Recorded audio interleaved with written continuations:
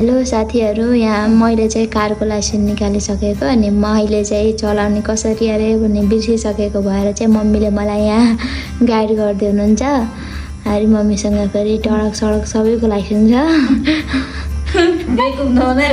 ल अब तपाईँहरूले पनि चलाउन चाहनुहुन्छ भने यहाँ मम्मीको राम्रोसँग सुन्नुहोस्। ब्रेकमा चेपिरहने एउटा उम्लाल चेप्ने बुढी उठाले हैन, उर्को चाहिँ नउठाउने चेप्ने। ओके, रोक्न पऱ्यो पनि पर्दा यसो यसो थोरै उठाउने चेपिरहने।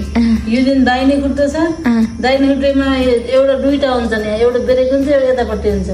त्यसले जस्तो चलाउँदाखेरि यो दबाउने यस्तो यो कुर्कु चाहिँ नउठाउने, यस्तै गर्ने। तर अर्को कोलो जुन यसरी दबाउने, यसै घुमाउने मात्रै दाहिने खुट्टा यसरी यसरी तर चलाइरहने।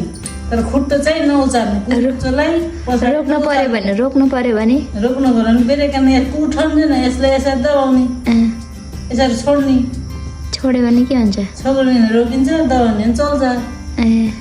त्यसो अनि यता कोलो चाहिँ बाँध्न पर्यो, यसरी त्यही खुट्टालाई नचाउनु पर्यो। एउटा दाहिने खुट्टालाई नचाउने, यो खुट्टाले दबाइरहने चलाउँदाखेरि देब्रे खुट्टाले यसरी चलाउने हैछ। हजुरले कति वर्ष चलाएको? मैले त चलाएकै होइन, मैले त अनुभव लिएको मात्रै हो। ए, अनुभव पनि दिनुभयो हजुरले? अनुभव पनि लिइसक्नु भयो? म पनि त मान्छे गर्नु